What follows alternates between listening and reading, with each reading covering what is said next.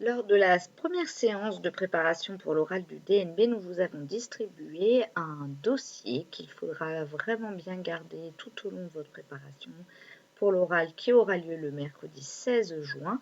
Donc bien mettre votre nom, votre prénom. Sur la première page, ce document-là, ce tableau, est uniquement pour ceux à qui cela semble utile. Cela vous permettra au fur et à mesure des travaux que vous allez effectuer en lien avec votre oral de noter ce que vous avez réalisé, ce qui vous reste à faire, vos difficultés, les questions éventuelles que vous aurez à poser au professeur qui sera votre tuteur lors de cette période. Alors, ensuite, nous avons analysé le je comprends l'épreuve. Donc, tout d'abord, nous n'allons pas relire tout en détail avec vous.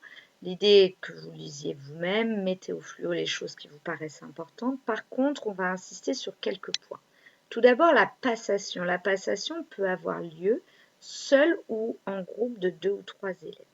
Nous attirons votre attention sur le fait qu'il peut être très utile et très intéressant de passer en groupe, mais méfiez-vous de vous allier avec des camarades qui ont à peu près le même niveau au niveau des connaissances, mais aussi des compétences, notamment de l'aisance à l'oral. En effet, si vous passez derrière un élève qui était seul et vous aussi vous êtes seul et l'élève avant se débrouillait mieux que vous à l'oral, le jury se rendra compte, mais moins que si vous êtes vraiment en même temps que deux autres élèves.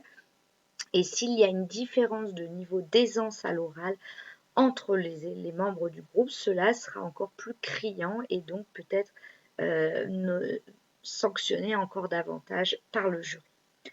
Donc, si vous voulez passer en groupe, il n'y a pas de souci, mais soyez vraiment bien équilibré au niveau du groupe et au niveau de la répartition des tâches.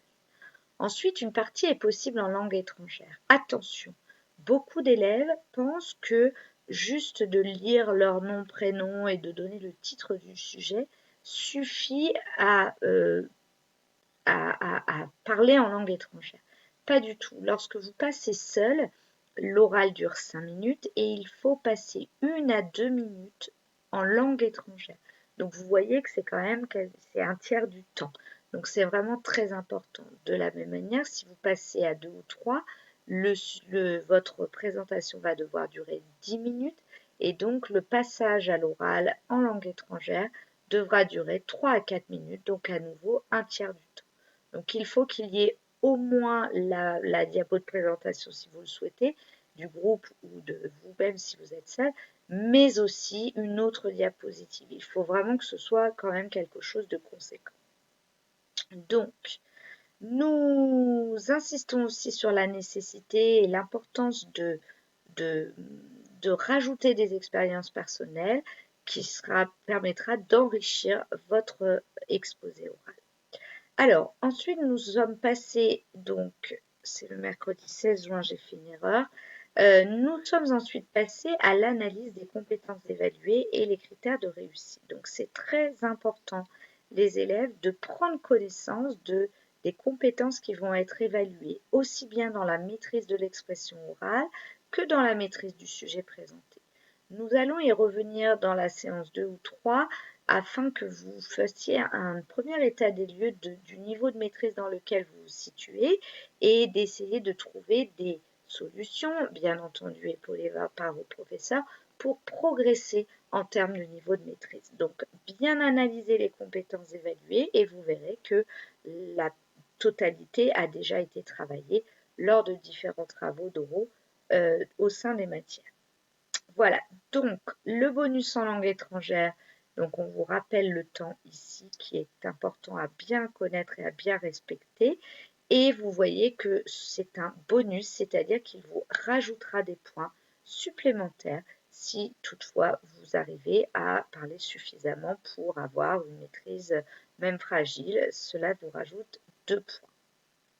Ensuite, vous avez au dos de votre fiche une petite frise chronologique qui va vous permettre de suivre au fur et à mesure de l'année les séances, bien entendu les semaines, mais aussi les dates importantes comme les stages en entreprise, le rendu de la fiche d'oral, etc. Et puis vous avez aussi en bas les périodes PIX qui sont vraiment à respecter aussi. On vous rappelle que vous avez donc les périodes PIX dans les différentes matières à traiter au fur et à mesure. Donc ensuite nous allons passer au deuxième document que vous avez eu lors de la séance 1 qui s'intitule « Je comprends puis fais mon choix de projet ». Donc en fait l'idée ça va être de découvrir les différents choix qui s'offrent à vous. Donc on va en parler une fois que je vous les aurai présentés.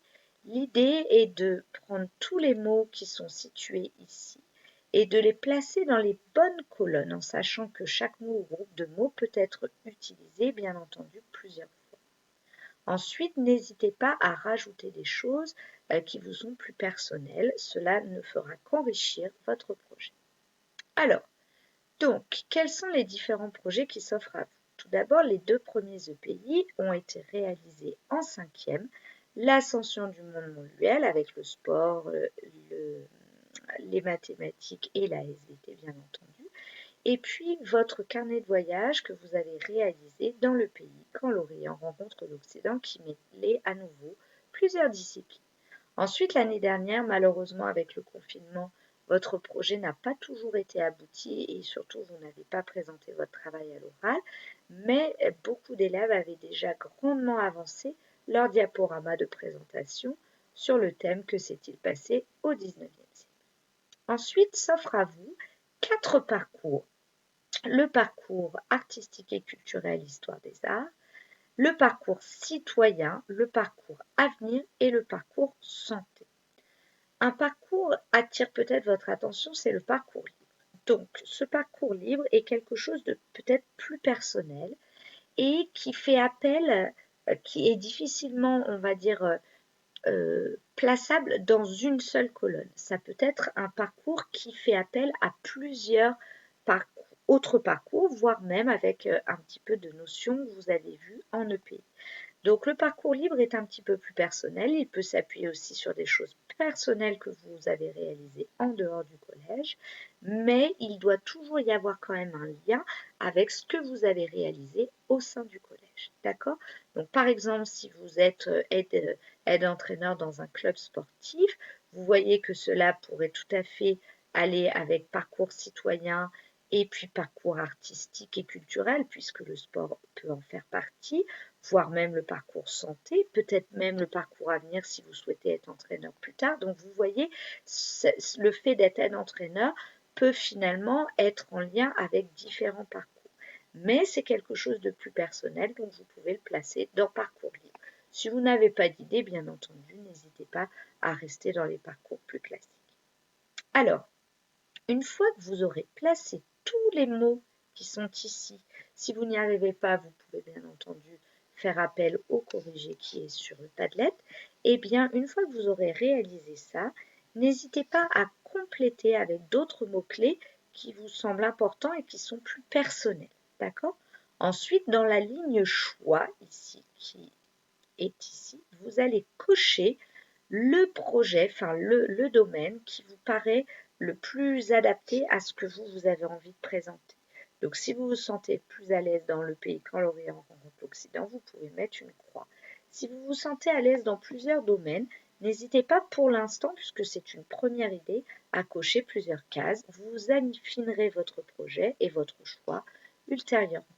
Ensuite, pour finir, dans production éventuelle, vous allez rajouter ce que vous avez produit. Ça peut être une maquette, par exemple, des os, des tendons, etc.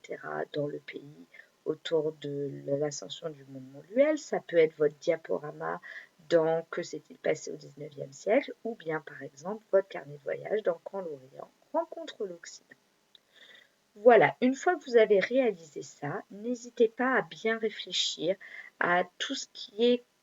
Voilà, il faut vous sentir à l'aise et n'hésitez pas à être original et surprenant dans la mesure où il est vrai que le jury va voir passer plusieurs élèves et certains ont tendance à tous prendre un petit peu le même sujet.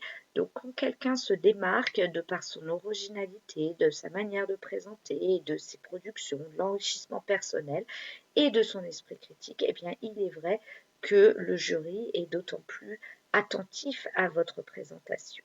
Voilà, bon courage les élèves et puis nous travaillerons bientôt sur la séance 2 après vos stages en entreprise.